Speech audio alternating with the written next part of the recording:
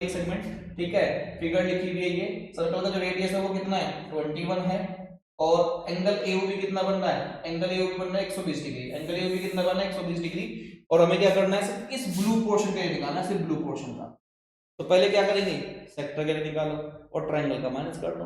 Triangle का area निकालने के लिए क्या करना पड़ेगा, हमें क्या करना पड़ेगा, इसमें तो एंगल 120 डिग्री दे रखा है, और जब मैंने बताया था जब एंगल 120 डिग्री होगा, जब एंगल 120 डिग्री होगा तो फिर कौन सा फॉर्मूला लगाएंगे, फिर लगेगा अपने पास ट्रिग्नोमेट्री, बेस और हाइट पता करने के लिए, और 1/2 इंटू बेस इंटू हाइट लग जाएगा, ठीक है। अब देखो एरिया ऑफ सेगमेंट निकालते हैं, पहले निकालते हैं सेक्टर का एरिया। तो area of segment, area of segment A Y B, formula क्या होगा उसका, पहले आप क्या करेंगे, एरिया ऑफ सेक्टर में से माइनस करेंगे क्या, area of triangle A, triangle AOB, AOB minus करना पड़ेगा।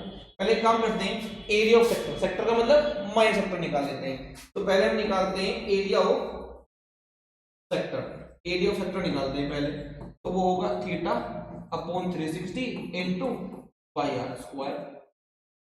थीटा कितना है 120 अपॉन 360 इंटू पाई की वैल्यू 22/7 यूज कर लीजिए आप, उसमें बोला गया है, और आर कितना है 21, और 21 का स्क्वायर है, एक जीरो से जीरो कट जाएगा, 12 × 12 और 12 3 जा 12 3 जा हो जाएगा। तो अपने पास क्या बचा 1/3 इंटू 22/7, 21 इंटू 21। देखो मैं 21 का स्क्वायर भी कर सकता था, लेकिन कैलकुलेशन हमें कुछ इस तरीके से करनी है कि वो आसान हो जाए, ठीक है, कॉम्प्लिकेटेड नहीं करनी है।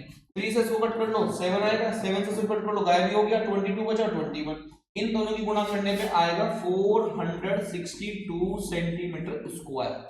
ये किसका एरिया आ गया, इस ब्लू वाले का भी और ट्राइंगल का, दोनों का एरिया, ये दोनों का मिल क्या है।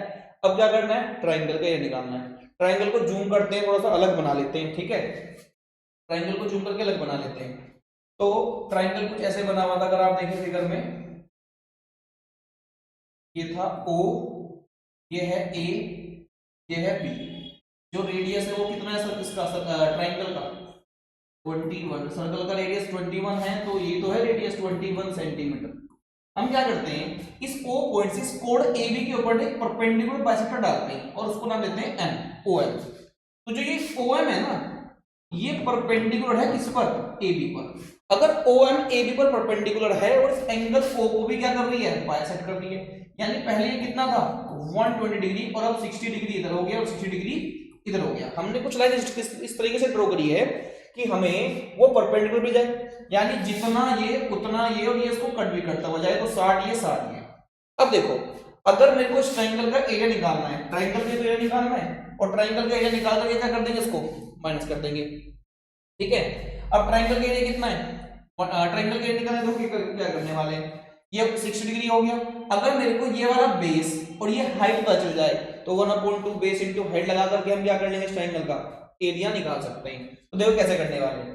तो पहले हम करते हैं ट्रिग्नोमेट्री यूज करते हैं, इसका बेस और हाइट पता करते हैं। तो देखो इन ट्राइंगल AOM ट्राइंगल में आप लगाइए sin 60 डिग्री। sin 60 डिग्री क्यों, sin 60 डिग्री से देखो क्या होगा, sin किसके बराबर होता है, perpendicular upon hypotenuse, P upon H के बराबर होता है। एंगल 60 के सामने वाली कौन हुई, परपेंडिकुलर, ये वाली कौन हुई बेस, और 90 डिग्री के सामने वाला कौन हुआ, हाइपोटेन्यूज, ये तो परपेंडिकुलर ना।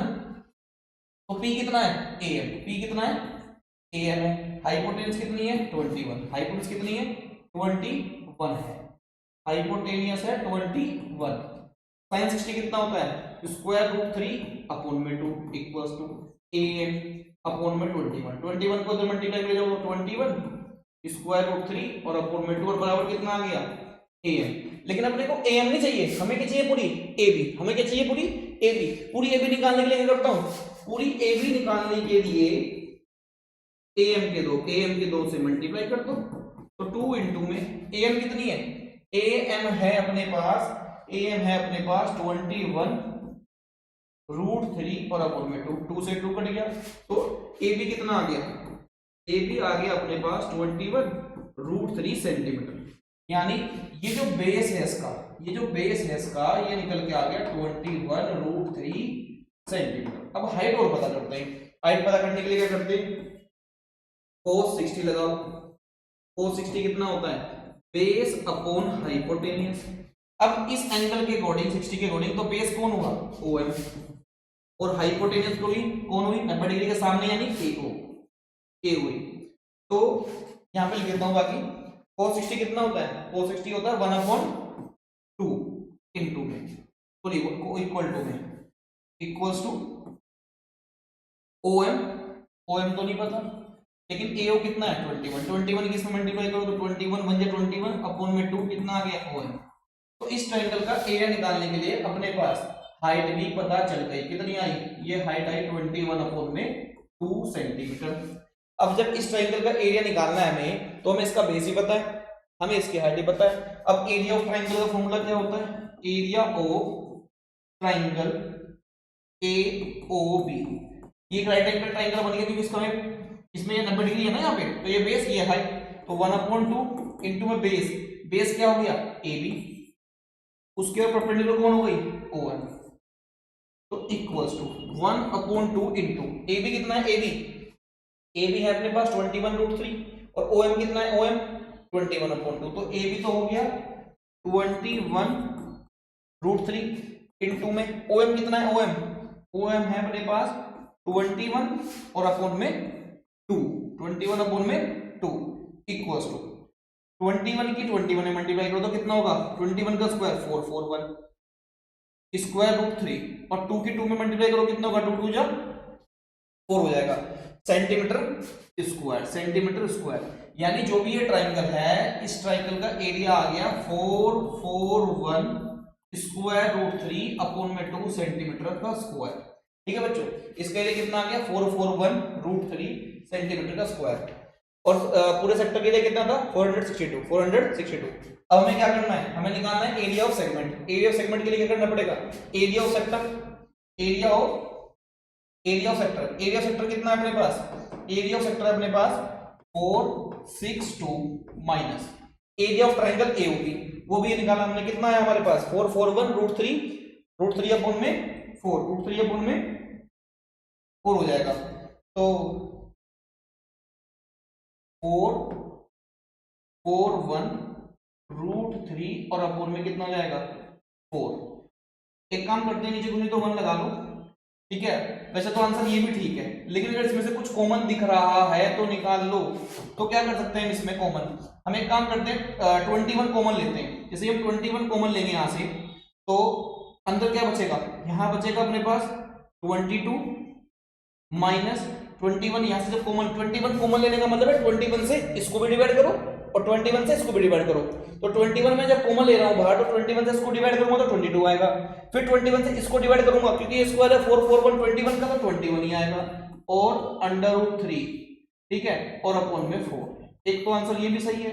फिर एक काम करते हैं, इक्वल्स टू, हम इसको 4 से डिवाइड कर देते हैं इस वाले नंबर को 22 को, और 4 से डिवाइड करने का 4 से मल्टीप्लाई। ऐसा करने से क्या होगा, जो नीचे 4 है ना, ये दोनों 4, ये भी कॉमन आ जाएगा। तो जब ये कॉमन आएगा तो 21/4 हो जाएगा, और 22 की 4 में मल्टीप्लाई करोगे तो कितना होगा 88 माइनस, और 21√3 सेंटीमीटर स्क्वायर। एनसीईआरटी में ये आंसर है, ताकि